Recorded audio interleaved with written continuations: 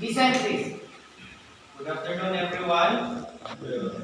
So, we are here to prove about the topic that is being given to us. The topic is Holy Spirit is divine person. Prove that the Holy Spirit is a divine person according to scriptures, the Bible, Mrs. Ellen G. White's writings, and some Disney pioneers. So this is the topic. And we are happy that this is a favor in our part because we are the affirmative. Because we are proving about the Holy Spirit being a divine person. Okay? So now, let us begin and continue. Here are some strong arguments. Strong arguments from the Bible, and also I would like to support from also Bible scholars and experts in favor of the divinity of the Holy Spirit as a divine person. Number one, I would like to use this.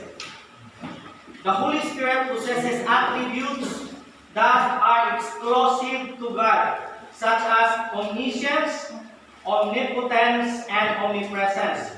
For example, in 1 Corinthians chapter 2, verses 10 to 11, Paul states that the Holy Spirit searches all things, even the deep things of God. Okay? And God, no one knows the thoughts of God except the Holy Spirit of God. This implies that the Holy Spirit has the same divine knowledge and wisdom as God. Next. Okay. The Holy Spirit is associated with God, the Father, and Jesus Christ as a member of the Trinity. In Matthew chapter 28, this is the second evidence. Matthew chapter 28, verse 19. It says here, Jesus commands his disciples to baptize in the name of the Father, Son, and Holy Spirit. It is very clear that this implies that the Holy Spirit has equal status and authority with the other two persons. Okay? This is very clear. The first evidence that I am presenting right now, proving that the Holy Spirit, according to Apostle Paul in his writings in 1 Corinthians 2, 10 and 11, the Holy Spirit searches all things, even the deep things of God, and that no one knows the thoughts of God except the Spirit of God. This holds the divinity of the Holy Spirit. The omnipotence, omnipresence, and omniscience of our God, which is our divine God. And the Holy Spirit has this. Next, as what I mentioned in the book of Matthew chapter 20, verse 19, that it says, Jesus commands his disciples to baptize in the name of the Father, Son, and the Holy Spirit. The Holy Spirit is associated with God the Father and Jesus Christ as a member of the Godhead, the Trinity. Next evidence. The Holy Spirit describes as a person. The Holy Spirit describes as a person in the New Testament with personal pronouns and action attributed to him. Okay? For example, John chapter 16, verses 13 and 14. Jesus refers to the Holy Spirit as He. Personal pronouns. And says that will guide believers into all truth. Speak that he hears from God and glorifies Jesus. Glorifies Jesus. These characteristics suggested that the Holy Spirit is a distinct person, his own identity, with his own identity, rather than simply according to other people, force or influence. John 14, Jesus refers the Holy Spirit as He. Personal pronouns. Okay? Next, I will not give all the evidences. But some, I have many evidences here. But last evidence that I would like to share to you to prove that the Holy Spirit is a divine person. Ari pa lang po sa Bible. Wala pa lang po sa writings ni Ellen White. Tandaan nyo na. Ari pa lang po sa Bible. The Holy Spirit is involved in the process of salvation and sanctification. Meaning, which are divine acts. According to Titus chapter 3 verses 5 and 6, Paul states that God saved us through the washing of rebirth and renewal by the Holy Spirit, implying that the Holy Spirit plays a crucial role in generation of believers. Now, let's go to the writings of Ellen White and the other pioneers and Bible scholars to prove that the Holy Spirit is a divine person. Writings of Ellen White says, according to this, Evangelism, page 615, paragraph 2, says the Holy Spirit is a divine person. So, this is the strong arguments that I think paano ni karong inigit sa akong mga kaatbang. Strong yung argument, ganyan, ibasa na ko sa Bible, nga ang Holy Spirit na sa characteristics, isip ko sa divine, tungod kay involved siya sa salvation, kung saan na lang kami ron. Sunod, unang ebidensya sa writings ni Ellen White, Evangelism, page 615, paragraph 2, kung saan ingon, the Holy Spirit is a divine person, one of the three equal persons of the Godhead. Klaro na. Sunod kay ebidensya, Selected Messages, Book 1, page 92, paragraph 2 says, the Holy Spirit is a person, for He beareth witness with our spirits that we are the children of God. Ikanong ebidensya, supported sa gisultis balaang kasulatan. Ikatulong, karon ang buhaton naning mga negative sa akong mga amigo, ilahan ning negate nga mali ning gisulat ni Ellen White. Mo provide sila ebidensya nga nagkamali si Ellen White ani Selected Messages o kaning gitawag nga Evangelism, page 615, paragraph 2. Butang nila nga nagkamali pero kung di nila mapamalian, mga Adventista mas nakabalong ko nila, kung di nila mapamalian, good, sinihon, nga nagpabilis, nga nagtindog. Objection. Ako dito, please. Objection. Yes. Dili ni Adventista daw. Wala na.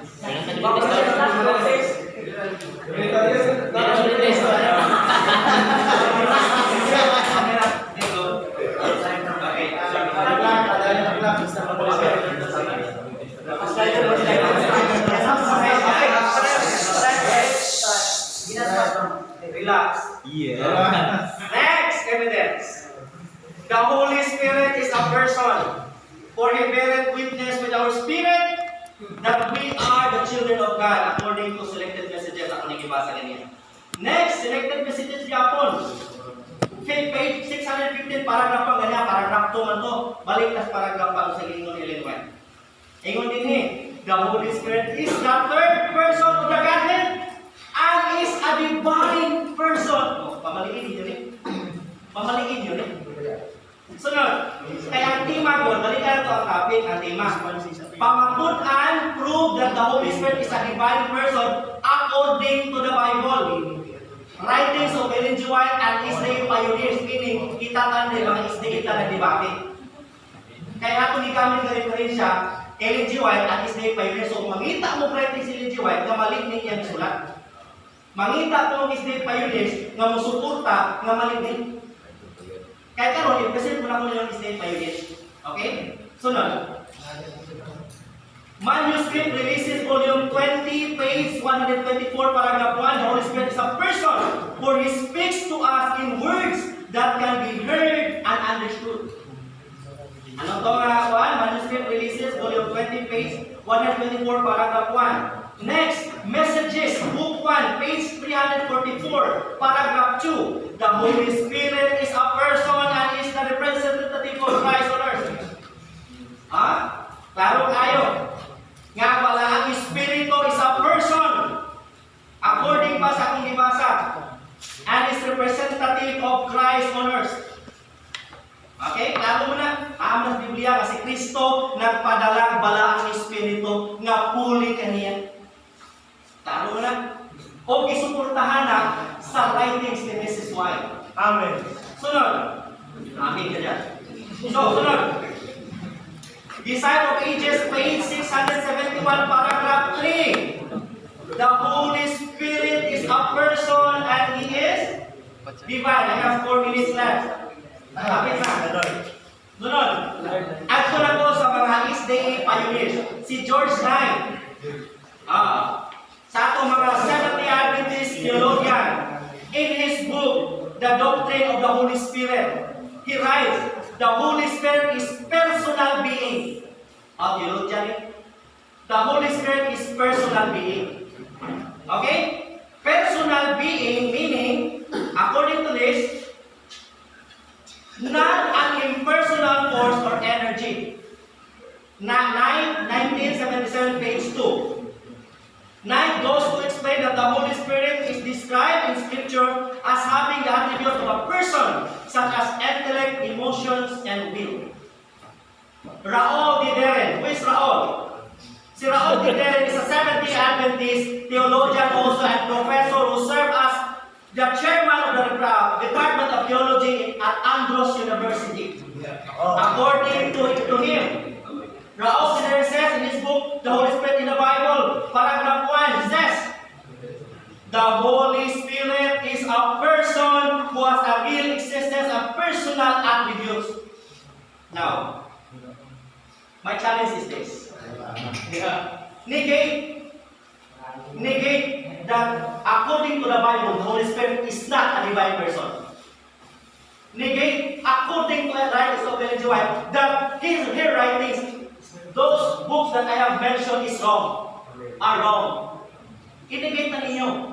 Pero kung mabasa mo nga si Ellen G. White, nagkamalian, wala mo ito lang i-present. Kanina akong i-present mo inyong ipamalian. Kanina libro, mag-i-present ako sa writings ni Ellen G. White. I-prove ninyo according sa insakto na pagprueba nga malinig.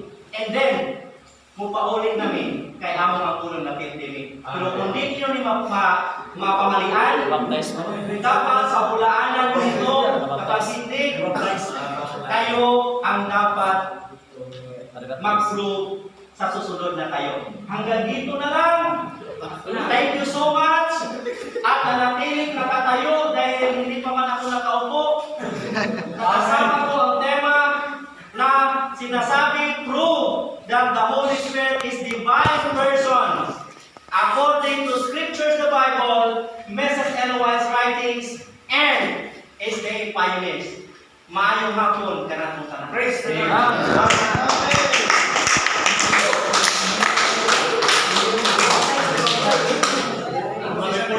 Thank you for the presenter.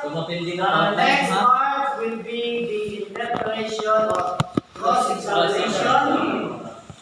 Kung kung sino ang mag-cross-examine, basta po, 10 minutes lang. Kaya kakwan na capture time. Pagkakamit sa kapagda, pag mga po, matay na. Liraling tayo kami nakakuha ng ano. Pag may mga quotes, gas lang, okay? So, Saan nag-cross sa ito? pwede siya makatap. Pwede makatap ha? Mag-cross-examine, pwede makatap. Tap ka mo. Magsabat, pwede ka makatap. Tap mo. Okay, pwede. Ano na ito mag-tap? Okay, pwede mag-tap. So, while it is ongoing, you do something. Okay? Wala na. In addition to, for example, pwede sila punta sa Diyos. Dili running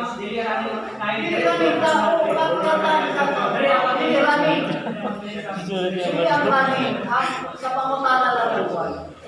Pagkatapos pangutana natin,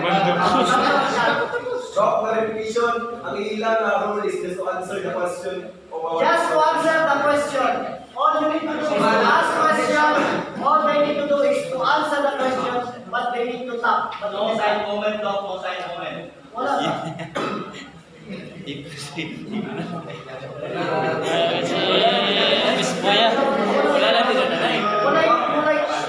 Basta question lang. Silas ra. Okay? Gondo ka po ninyo na. The question must be brief, concise, clear. The answer must go also likewise. I would like to repeat the rules of interpellation. Listen, Question. The question should be focused on the arguments. There must be courtesy. Okay? What should okay, when questioning has begun, speakers may consult or you can tag your team with your colleague. Okay? When you ask questions, you can tag also, see? And then questions should be asked briefly, clearly, and easily understandable.